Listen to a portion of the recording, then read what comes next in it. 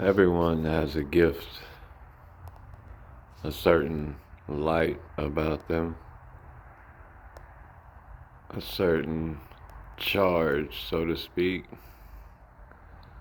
that in some you see is quite depleted, somewhat snuffed out, buried, I guess you could say, soiled it, due to the sins experienced by the world and passed on by the parents. Causes one's mind and imagination to be, I guess you could say, influenced in such a way to paint the world in such a way that what was once a playland of sorts becomes a torturous trap, I guess you could say, if you think about it. Mentally ensnaring ourselves with propaganda and storylines, influencing the mind in such a way to where heaven becomes hell. Yeah, we all take a bite of his story and the traditions that were passed along.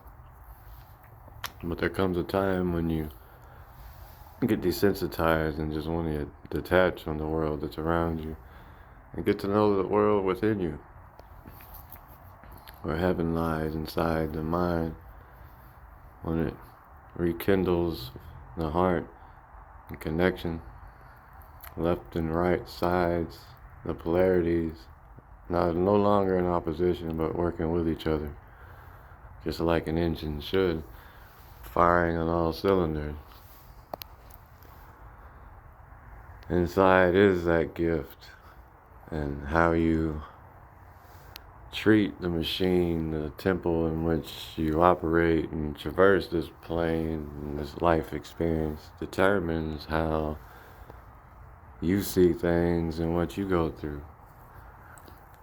If you live solely in the physical experience of the avatar, the person, who you feel you are in this life, beyond the observer that is the light that shines through the film stock that is your personality or idea of who you think you are.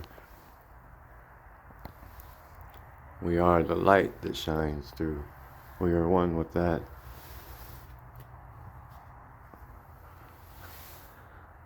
The film stock is only the experience, just like the movie is the experience. We are the character, but we are the actor. We are one with the actor, the Father. Greater is the Father, the actor, which we are at one with. So take no thought of the adversary, which is the Satan on the outside, the one who we think we are, when God's face is turned away from him, meaning we are not one with the I Am, the presence, the Father within, detached from the emotional entanglements, the traps of the enemy on the outside, which is what it becomes whenever you become detached from the Father, the kingdom of heaven within, which you have to be like a child to enter a child in mind, in curiosity and wonder, and enjoyment, playfulness, laughter, which is only reached when you open your heart, which is only possible when your left and right mind, your polarities are synchronized and the middle path is open.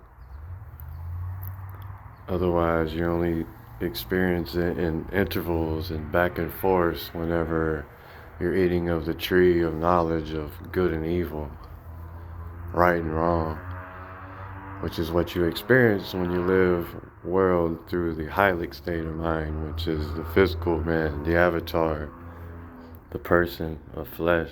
You suffer it.